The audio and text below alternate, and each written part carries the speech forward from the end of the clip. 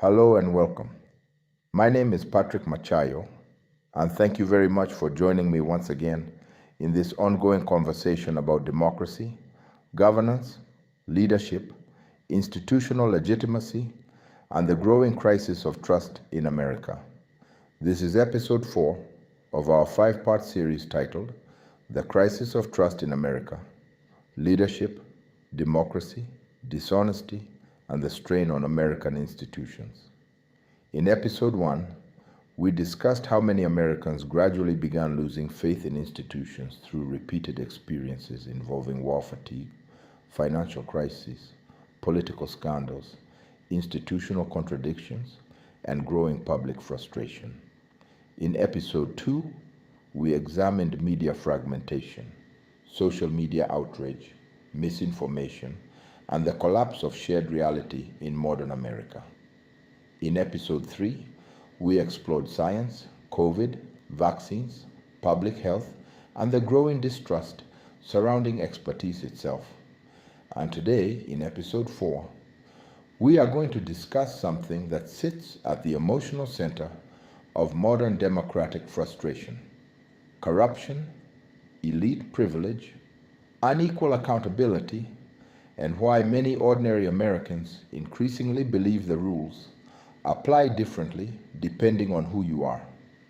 Because honestly, once citizens begin believing the system itself is unfair, democratic trust weakens very rapidly. And I think millions of Americans now feel exactly that way. This topic is especially important to me because many of the themes we are discussing today became central to my books America at 250, Democracy at Risk, America Under Strain, The Unfinished Work of American Democracy, and the Weight of the Biden Presidency, Power, Repair, and the Strain of Governance. While working on those books, I became increasingly interested in how democratic systems begin experiencing emotional strain once ordinary citizens stop believing institutions operate fairly. Because democracy ultimately depends not only on elections and constitutions, it also depends on legitimacy.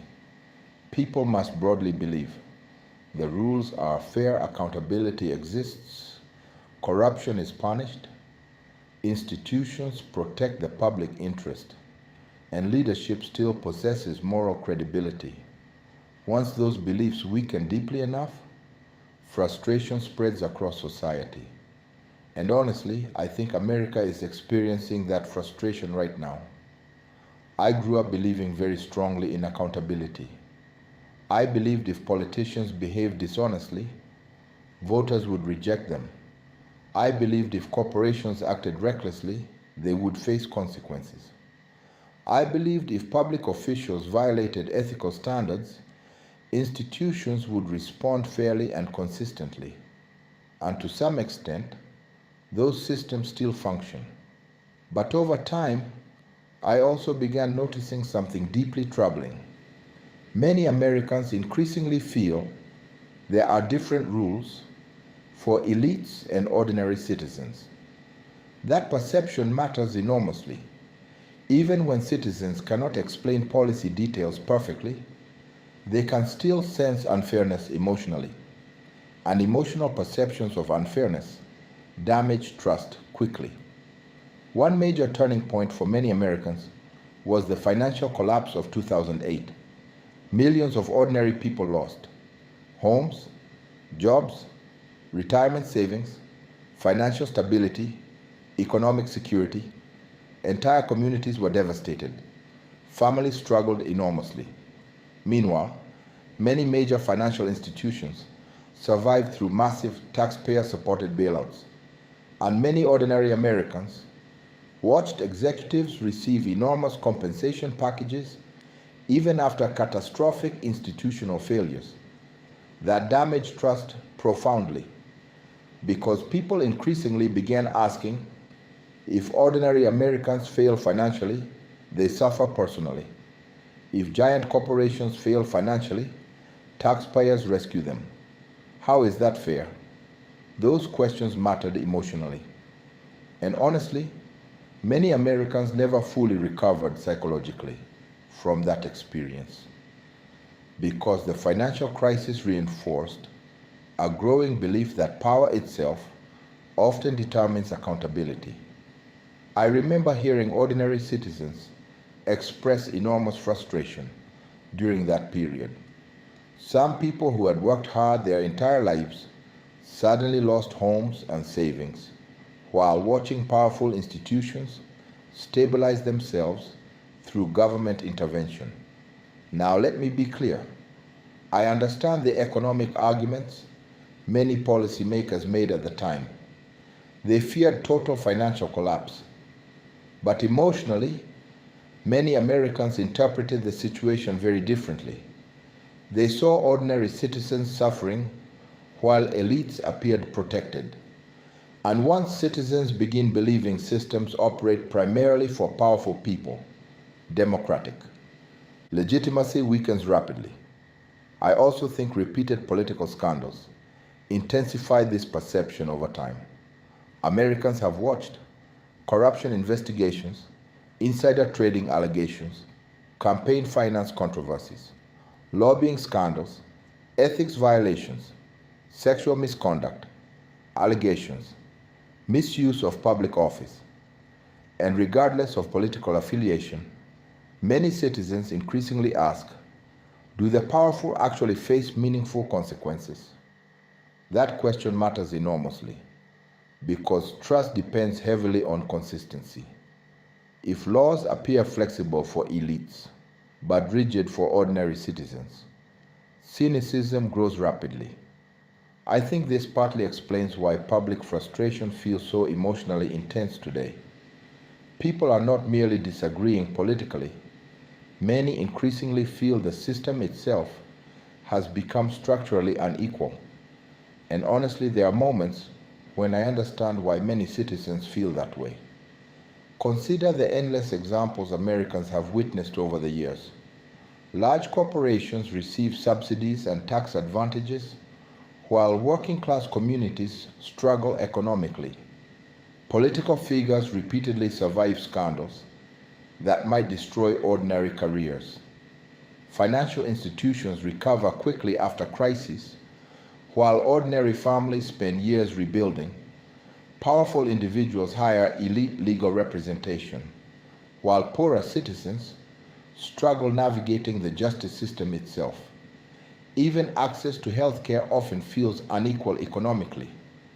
Citizens observe all this constantly, and eventually they begin drawing emotional conclusions about fairness itself.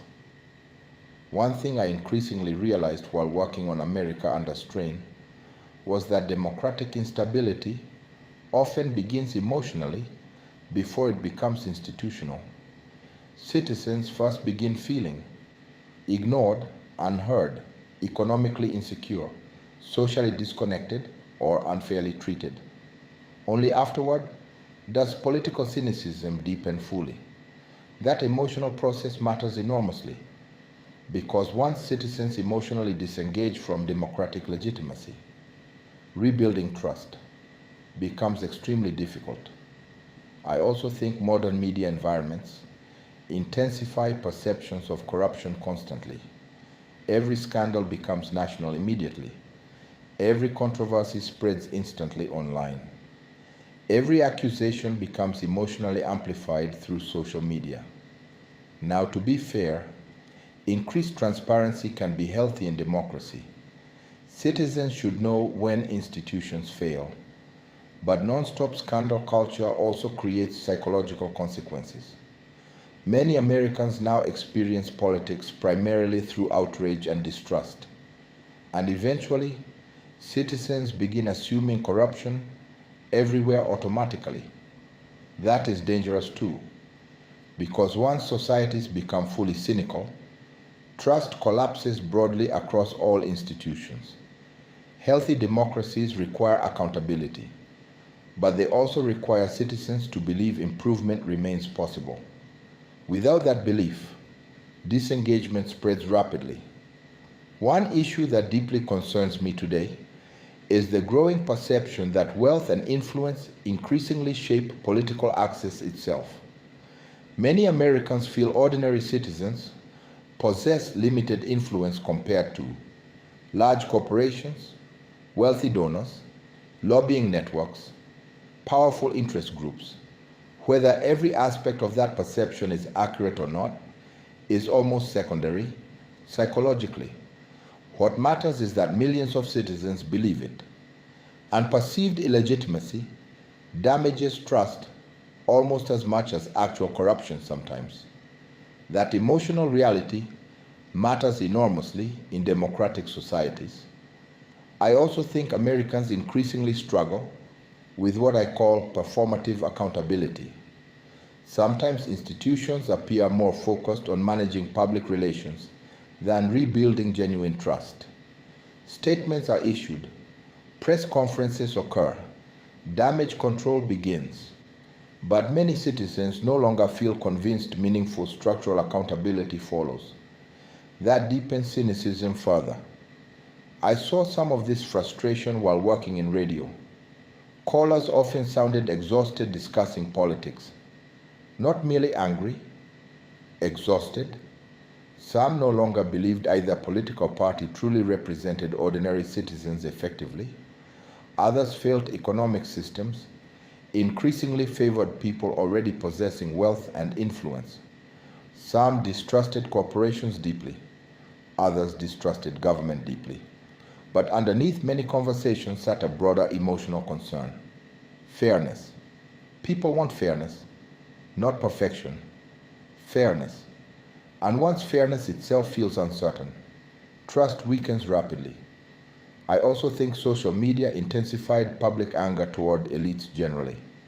Today, ordinary citizens constantly witness displays of extraordinary wealth online while struggling with inflation, rent increases, healthcare costs, debt, economic instability. That contrast affects people psychologically, especially younger generations entering adulthood during periods of high economic anxiety.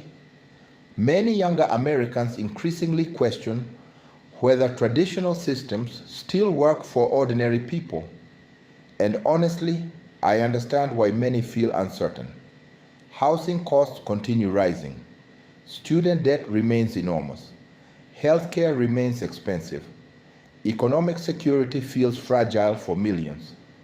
Meanwhile, public scandals involving powerful individuals continue appearing regularly. That combination creates emotional volatility, and emotionally volatile societies become politically unstable more easily. One thing I became increasingly interested in while writing The Weight of the Biden Presidency was how leadership itself struggles inside emotionally distrustful societies. Modern presidents inherit enormous distrust before they even take office now. Everything becomes interpreted through suspicion immediately. Every policy faces conspiracy theories instantly. Every statement becomes politically weaponized. Every institutional action becomes emotionally contested. That creates tremendous strain on governance itself. And unfortunately, outrage culture often rewards emotional escalation rather than responsible leadership. Calm competence rarely dominates headlines. Conflict does, scandal does, outrage does, and media ecosystems profit enormously from outrage. That creates dangerous incentives politically. I think Americans are becoming psychologically exhausted from permanent scandal culture. Every week there appears to be another controversy, another investigation, another outrage cycle, another institutional failure, another accusation. Eventually, citizens stop feeling surprised. That emotional numbness is dangerous because healthy democracies require citizens to still care about ethical standards. Once cynicism becomes normalized culturally, accountability weakens even further. Another issue affecting trust today involves perceptions of unequal justice. Many Americans increasingly believe wealthy individuals and ordinary citizens experience entirely different legal realities. Again, whether every perception is fully accurate is less important psychologically than the fact millions of people believe it, because democratic legitimacy depends heavily on equal treatment under law. Once citizens stop believing equality exists institutionally, frustration deepens rapidly. And honestly, many Americans today appear deeply frustrated. You can hear it in conversations. You can hear it in public discourse. You can hear it in social media. You can hear it in radio calls. People increasingly feel the system is disconnected, leadership is detached, and ordinary citizens are carrying enormous burdens, while elites remain insulated.